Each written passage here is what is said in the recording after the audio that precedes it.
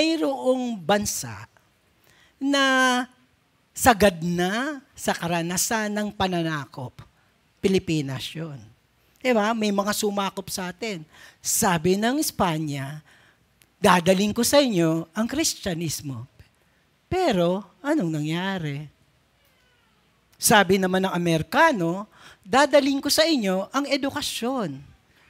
Anong nangyari? Sabi ng mga, yung mga historian, bago ka nagkaroon ng bumalabis ang Amerika sa Vietnam, nung World War II, kinawawa at inexploit na ng mga Amerikano ang ating bansa. So 2 beses, 300 years na naramdaman natin ang pananakop. Another years na naman, 10 ata or what, years from the American conqueror.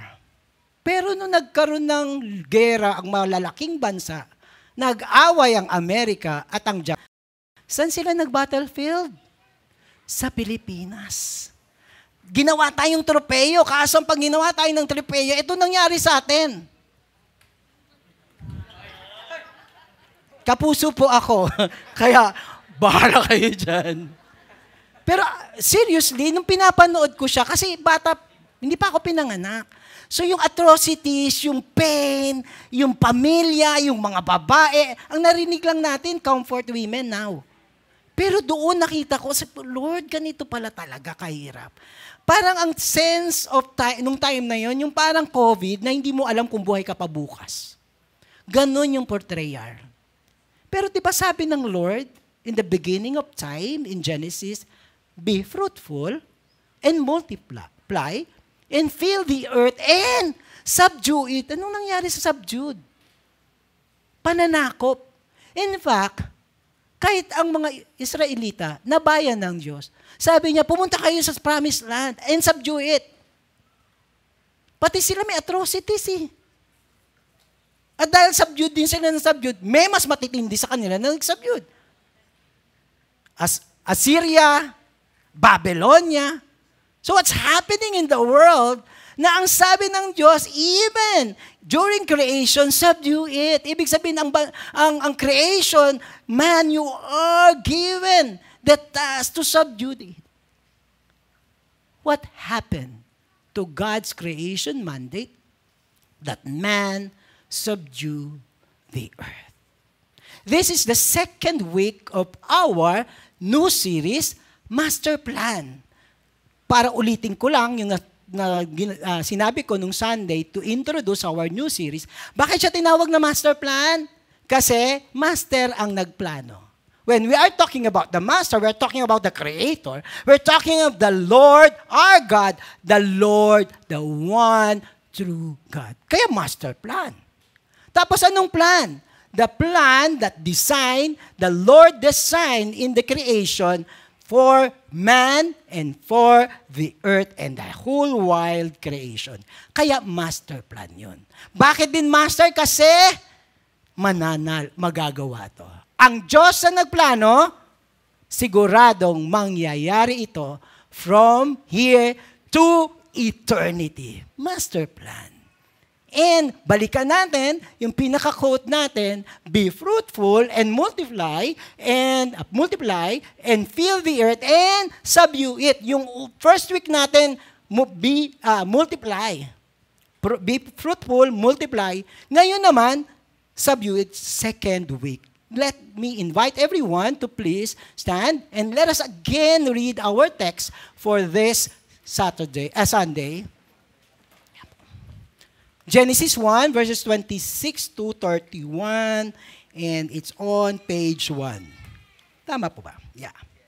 Page 1. Dito ako magsisimula. Say amen if you are in page 1. This group? Huwag kayong magpatalo. This group? Amen. Ayan. The last group? Amen. Let us read. Okay.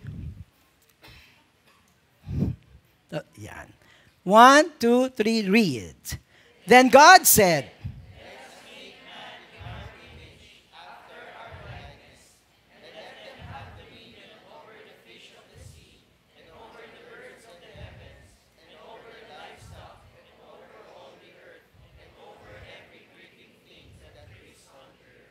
So God created man in His own image. In the image of God, He created him. Male and female, He created them.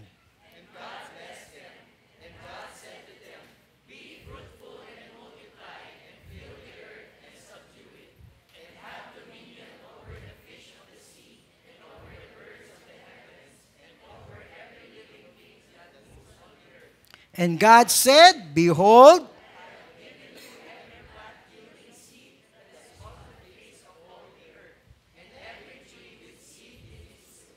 you shall have them for food.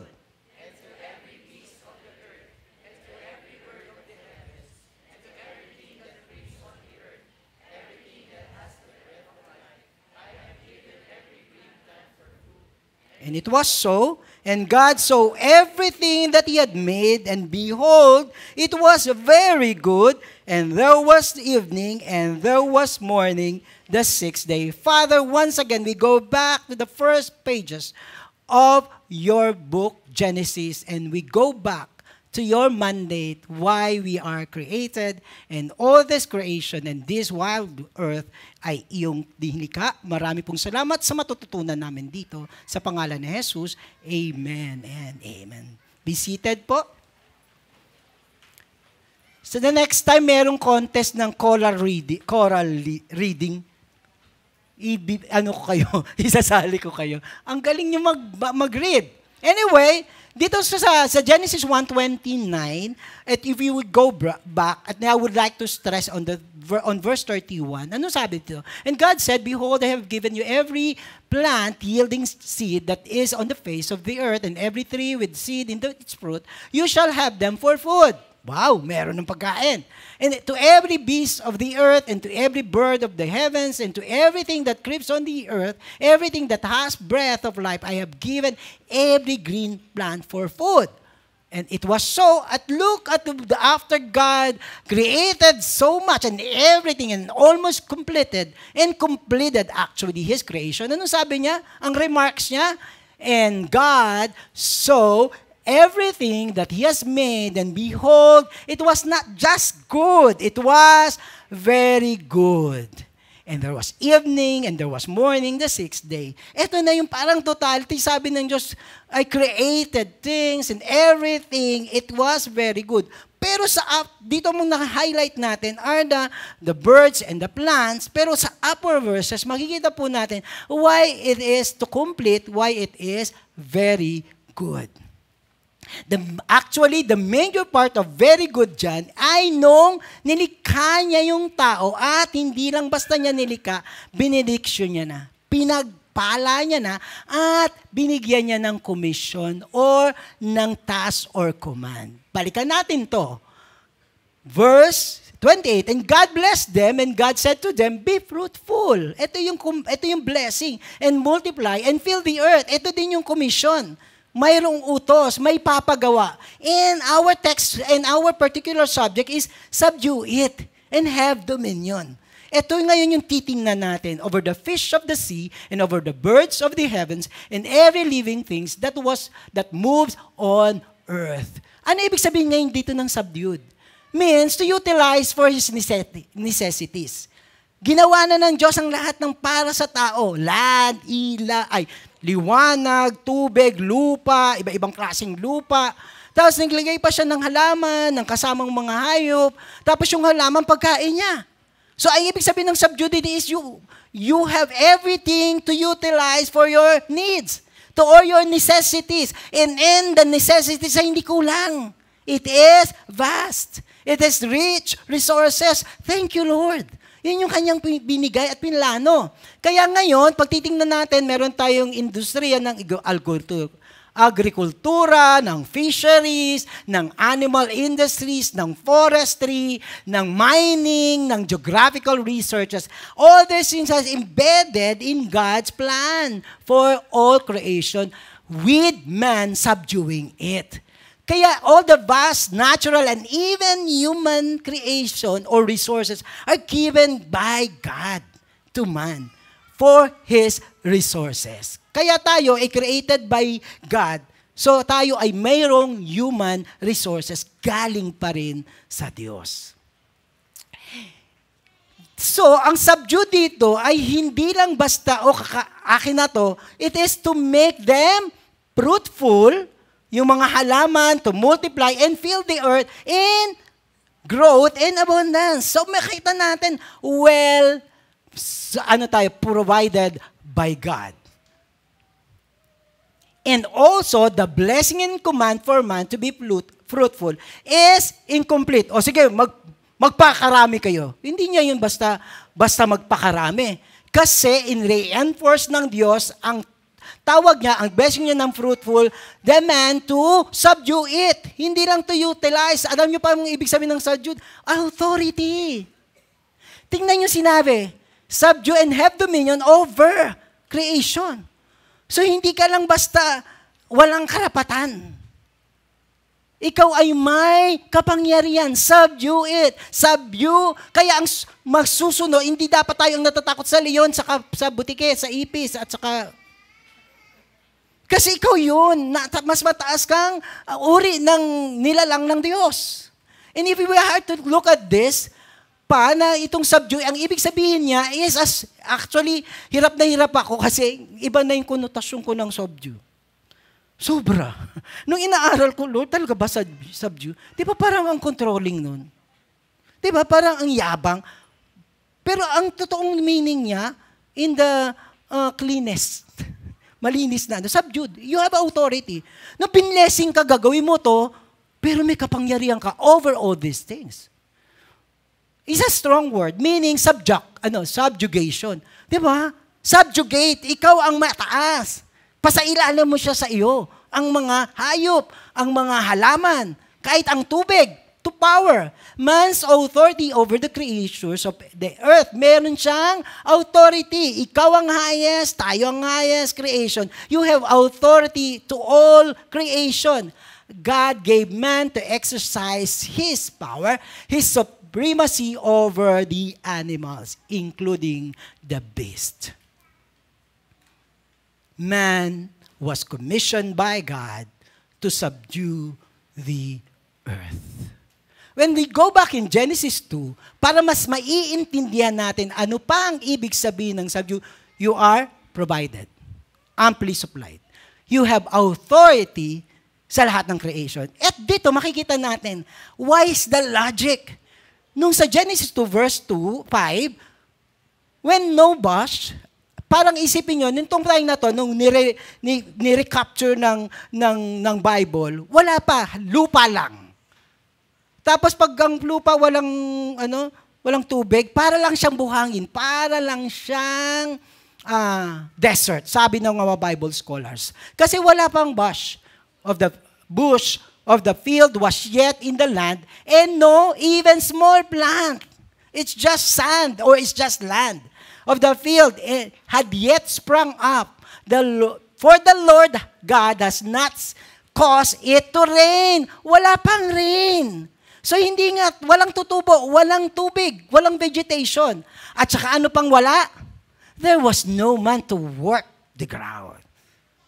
Kaya, ano ginawa ng Diyos? Patingnan na natin, let me just go back. There was no vegetation, no rain for plants to live. So mamamatay lang din siya. No one to cultivate. Wala pang man to cultivate the earth. There was no one to subdue it. Nakita niyo po, ibig sabihin ng subdue? The third meaning is that we have to cultivate. Tingnan niyo. Sa verse 6, and a mist was going up from the land and was watering the whole face of the earth. Naghamog. God created the hamog. Na-water na siya. Naging healthy for vegetation. And, eto na. So, verse 7.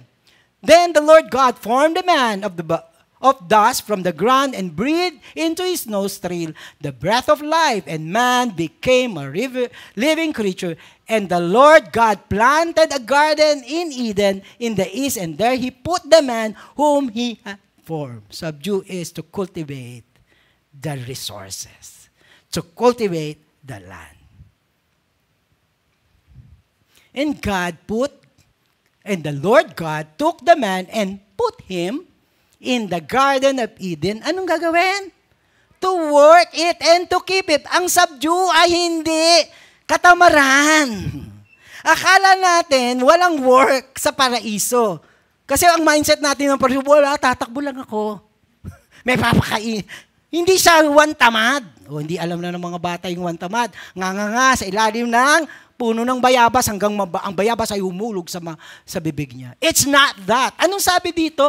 To work and to keep it.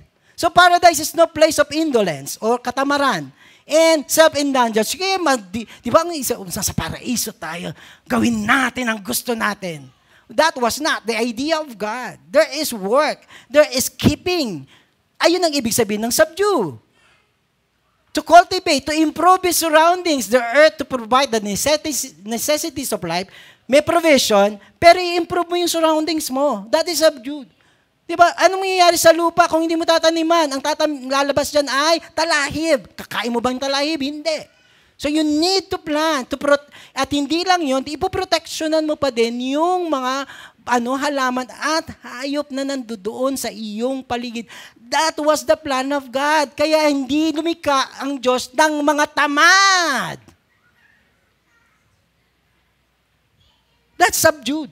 Subdue. Nakilos tayo and the Lord has given us that task. Pero pagdating sa subdue, to cultivate, to provide yan, to protect yan, di ba hindi yan madali? So anong ginawa ng Diyos? Ready sa gawa ng Diyos, upper verses? Kasi pag tinignan po muna natin, pag sinasabi nating subdue or subjugation, will be exercised, yes, with power. Sinabi na natin na binigay yan ng Lord. Pero merong hindi basta power, di ba? Hirap ngayon pag sa may kapangyarihan, may baril ka, may bala ka, power na yun. But that's not the kind of power. It is a sacred courage. Banal na authority, may fair and sense of judgment, ginagamit ang isip, maayos magdisposisyon, may forethought, full concentration and genuine na pag-aalaga doon sa inaalagaan niya at pinalalago. Yun ang kailangan ng subjugation na plano ng Diyos. Ano ginawa ng Diyos? Sa upper verses. Then God said, let there be man in our image after our likeness. So tayo ay nilikha ng Diyos ayon sa kanyang wangis. Kaya ang anumang pangangailangan sa pag-aalaga ng mundo ay binigay ng God ang spirituality, ang talino, ang emosyon. Di ba? Lahat to we are well provided on our own to take good care of the whole creation. Man to make creation subservient to himself is not, nasa in our image, in the image of God, is not for himself. Siya ang mangangalaga, hindi lang para sa kanya. Kanino? But for God and for the glory of God. Ang lahat ng kayamanan at resources sa mundong ito ay hindi para ang kinin ng tao. The Lord created for the purpose. What is the main purpose?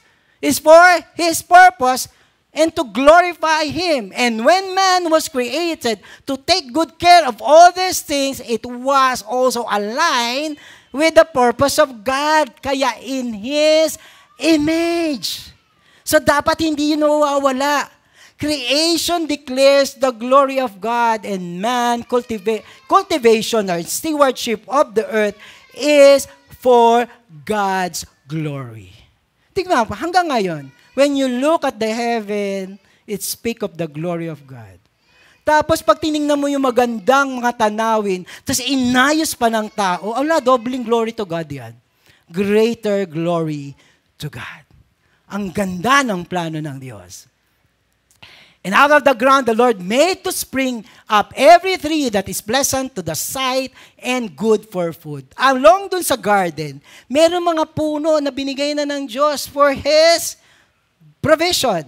Ano daw yung mga tree na ang bunga ay tree na may pleasant to the sight at pwedeng masarap at good for food. Bakit ko to in-emphasize mamaya? Makikita nyo. And the Lord God commanded man, saying, you may surely eat of every tree of the garden, the good and pleasant good tree, and the good for food tree. pwede mong kainin yan. Wow, such a liberty. Such a vast. Sarap talaga pag madami kang resources at ibinigay sa'yo ng Diyos. But, for the tree of the knowledge of good and evil, you shall not eat. For in the day that you will eat of it, you shall surely die. Now God is God. All creation is God's. We are created by God as gods. Ito na. Man was well provided and was commissioned freely, but with a command and limitation. Humanity exercise of subjugation over creation is limited.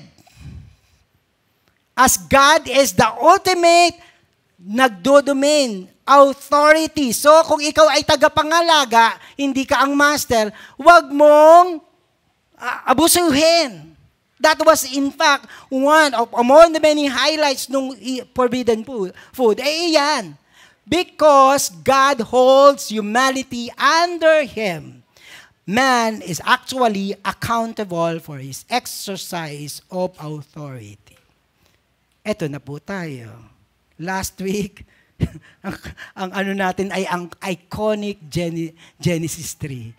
The same yung ginawa ko dyan para malaman nyo yung mga nandito last week. Eto na naman tayo sa Genesis 3.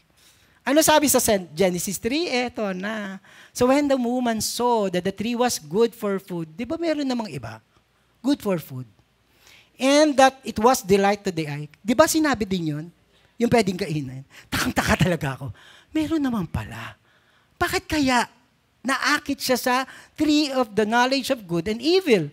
And that the tree was so desired to be desired to make one wise. She took of its fruit and ate, and she gave some to her husband who was with her, and he ate it. The fall of man. Man destroyed God's creation mandate to subdue the earth. So when the woman, bakit nga ba? What is there? So tingnan nyo, balikan natin. So when the woman saw that the tree was good for food, and that the tree was a delight to the eye, which is, weird ko, meron namang ganun dun sa ibang mga ano, pero bakit ito? And there, that the tree was desired to make one wise. Sabi niya, iba to. Iba to. May authority na siya, pero iba to. Kita nyo? Saka na nating i-blame si Satanas, ha? Kasi siya yung nagtukso. Pero iba to.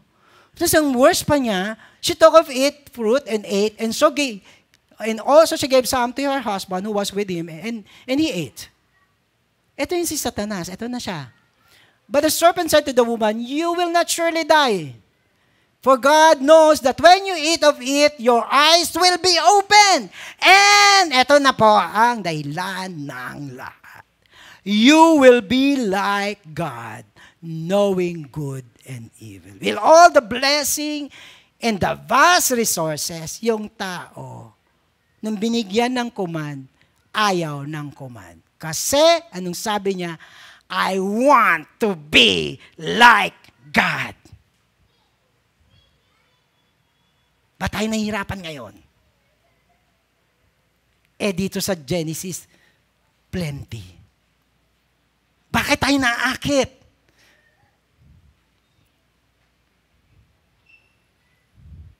Ngayon, dahil dito, nagbago ang tingin ng tao sa creation. Sa riches, sa natural resources. Nagbago ang tingin ng tao sa God, the Creator. Ay, hindi ka na lang. Hindi ka na lang. Diba? Kasi, nagbago din ang tingin niya sa sarili niya. God din ako. So, nung nakita niya yung subdue, iba na. This is mine. I want this. I want this. I want more. Sinira ang image of God because man decided to be like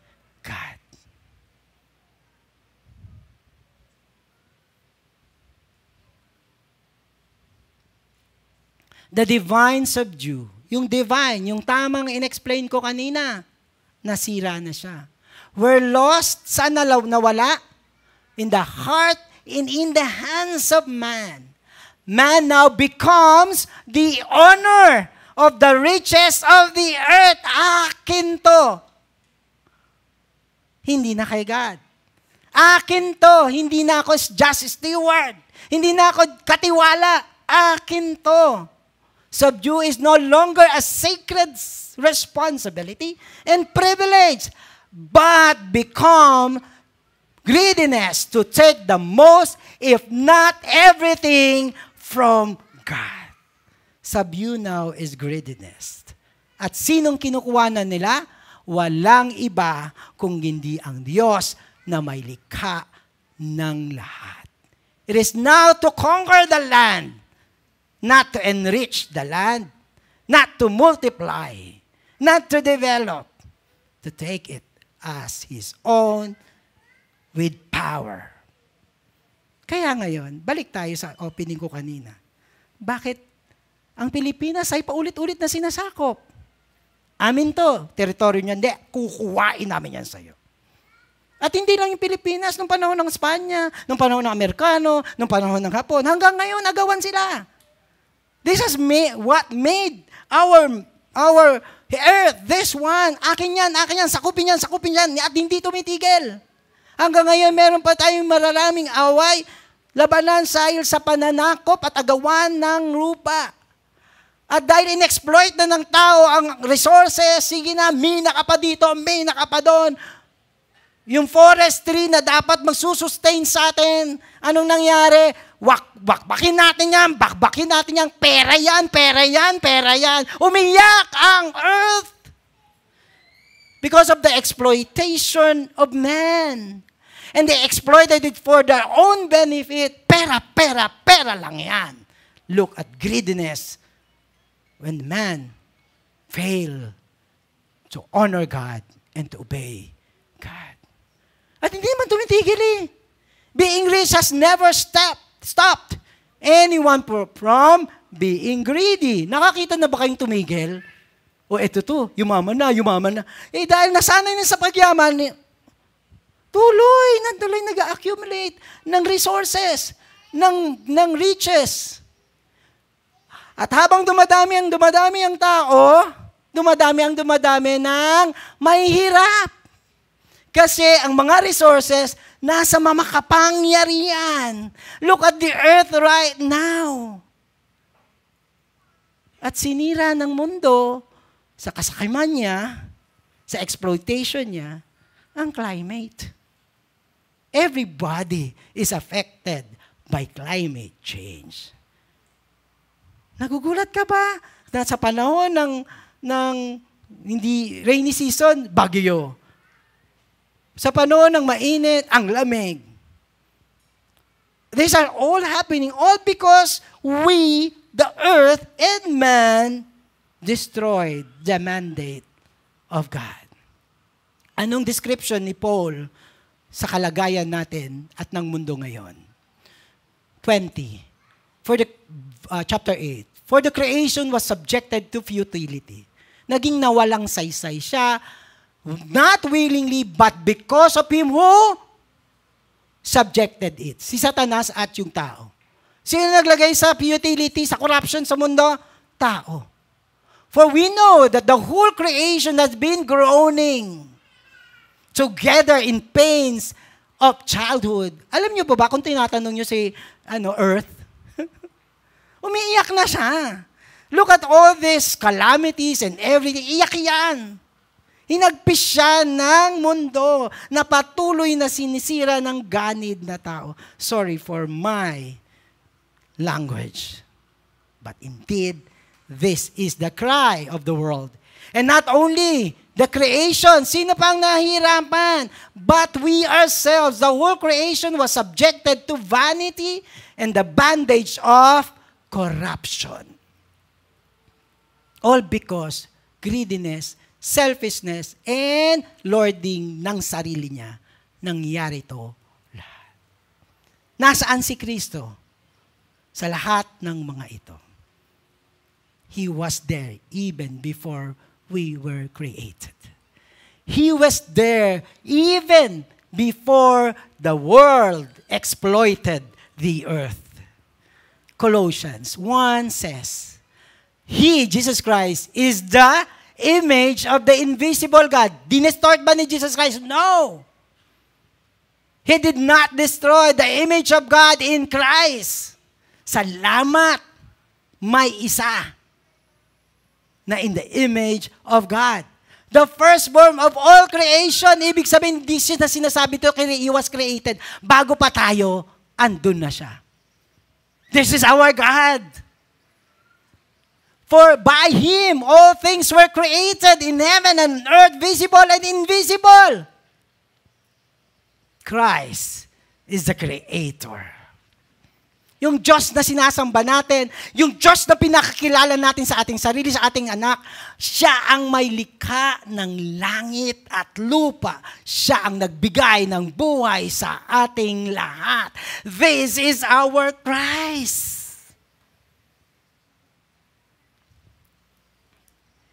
Whether thrones or dominions or rulers or authorities, Christ is the sovereign authority. Kaya tao,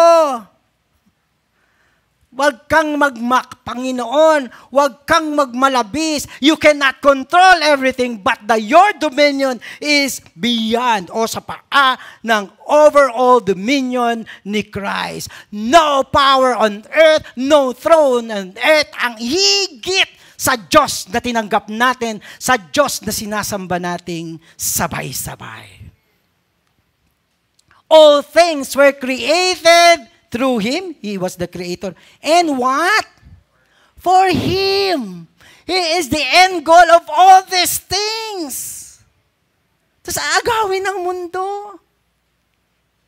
But I tell you, but He before all things, and in Him all things hold together. Sa kabila ng kakulitan natin, it is still the divine providence. Sana siguro sa pagod na ng mundo, sa tanda niya na sa sakit na ginagawa ng tao sa mundo, bumigay na ang mundo, lahat na tayo dito ubos. But who sustained us? Who sustained Israel despite binugbog siya ng iba't ibang emperor at empire? Buo pa rin ang Israel. Hanggang ngayon may bumubugbog sila, buo pa rin ang Israel. Ang Pilipinas ilang beses na, nang nakaraan ilang bagyo, yung sumunod-sunod sa atin, buo pa rin tayo dito because of the providence, the divine sustenance of our mighty God. Kaya nandito pa tayo. Kaya pwede ka pang mangarap magka-apore.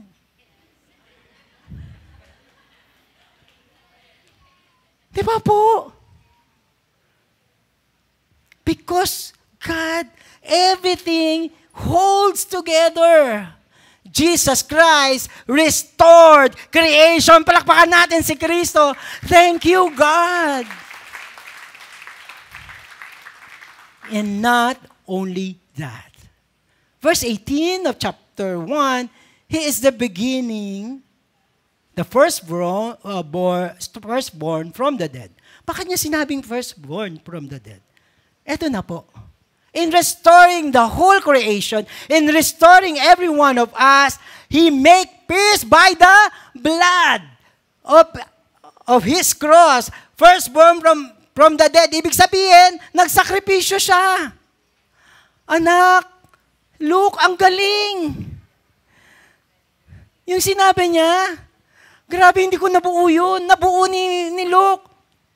Sabi niya ganun, hanggang halos kapusing ka ng hininga. Para kami magkaroon ng hinga. Para magkaroon kami ng life.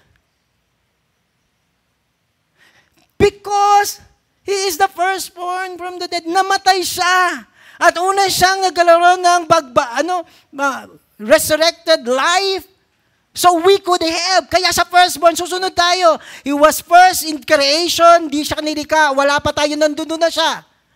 Para bilhin or i-save tong mundo na to, Una siyang namatay. He sacrificed. Una siyang muling nagkabuhay upang tayo ay magkaroon ng buhay na muli. Making peace by the blood of His cross. This is God. Ang sabi ko nga nung doon ako, dudugtungan kita, Luke. Hindi lang siya kinapusan ng hininga. Nawalan siya ng hininga. His death has become our life. His death has become our victory and restoration. For in Him, all the fullness of God was pleased to dwell. Ito din pa rin yung in the image of God. And through Him, to reconcile to Himself all things, whether on earth, on heaven. Itong mundo to i-reconcile ni God. I-reconcile siya. He has reconciled His body of the flesh by His death. Inulit lang talaga yung sacrifice niya.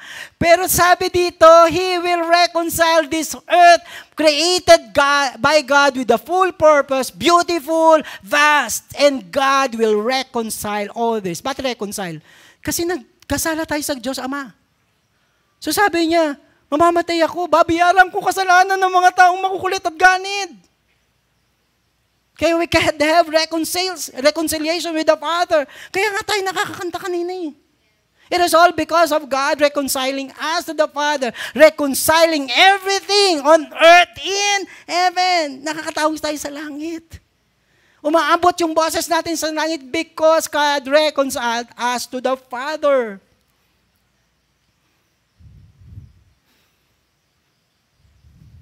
Jesus Christ reconciled the creation with God.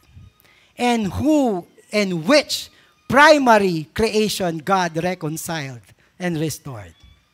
Tumingin ka sa katabi mo. Yan yung unang ni-reconcile at ni-restore ng Diyos. Diba? Bumalik sa atin, ni-restore ni God yung image of God in us. Ngayon meron tayong sense of judgment. Meron tayong sense, hindi akin to. Kaya tayo nakakapag-tithes and offering. Kaya kahit minsan pagod ka, sige ka pa rin, Lord, I worship you. I will do my volunteer and all these things because we are restored in the image of God. We can give because we now know that it is not us. And it is not only for us, it is from God. Ang dominion ay binalik natin kay Kristo. You are now and we are now the restored creation of God. Tingnan mo yung mga creation ng God. Kagagwapo at kagaganda ng mga puso. Joke lang. Kasama. Aura ba naman tayo ng ganito, di ba? Kung hindi salamat kay God. Sa side trip lang ako ng joke, tuloy ko lang. Di ba gumuglow up ka? Wow! Lord, joke lang yan. And you once were alienated and hostile in man, doing evil. This is what we are before. And He is the head of the body, the church. This is you are. This is we are. Now the head is Christ. Ang sabi niya, yung restored creation ay ang aking body. Honored and privileged to be the body of Christ. Palakpakan natin ang Diyos sa honor at pribileho na tayo ay bahagi ng kanyang katawan, the church. He is the beginning, the firstborn from the dead, that everything He might be preeminent. Binalik natin ulit ang paglo-Lord ni God sa buhay natin, sa mundong ito. Pero may huling hirit ako sa inyo. Hindi lang tayo ang first. Of course, we are recipient. Let us read 2 Corinthians 5. All this is from God who reconciled us to Himself through Christ and gave us the ministry of reconciliation. Ni-reconcile tayo kay God, pero sa God, binigyan tayo ulit ng commission. That God was reconciled the world to himself in Christ, not counting people's sins against them. Huwag tayo maging judgmental. Ganun din tayo dati. Pinatawad tayo ng Diyos. Kaya He has committed to us the message of reconciliation. At itong command na ito to reconcile the world to God ay version ng Corinthians ng Genesis 1:28. Ano ang version ng 1:28? Hindi po ito. Ano sabi sa commission and benediction ni God sa atin? Be fruitful and multiply and fill the earth. Now we know what is, how to subdue it. Present God who will reconcile them to the Father, who will restore to them the image of God and the purpose of God and the glory of God. Worship team, come over here and we are raring to, sabi niya ganon, heaven and earth. Psalms 119. The heavens declare the glory of God, and the firmament worship his hand in hands and worship Him. Pero hindi lang ang kalangitan ang mag-worship kay God. Since we are reconciled and now we are doing the mandate of God, let's worship God. Yung hininga natin ay gamitin natin sa pagpupuri sa Diyos na naglikha sa atin at nag-restore sa atin. But first, let me pray for you. I want to minister to you as the Word ministered to you. May brokenness pa. The earth is broken. If a heart is broken, the Lord says, I will restore it. May desire ba? Nasasabi mo, Lord, okay naman po ito yung desire na ito. The Lord says, I am with you. I know your desire. If it is good, it will glorify God and will improve your life. Say ito, God. It's not out of greediness. It's out of God's generosity and good plan. Catch it with God. So, sige po. Dito po ako, may mabuti kang plano. Kaso kapos ako. Kaso kulang. In the name of Jesus, let the generosity and vast resources of God be upon you all. If it is health, be upon the healing comes to you. If it is provision, the Lord gives you provision, mighty, mighty provisions and supplies. If it is broken hearted, the Lord heal your wounds. Everything that the Lord has given to man in the vast and generosity of Him, shalom to you in the name of the Father and of the Son and of the Holy Spirit. And we say amen and amen. Let us all stand up and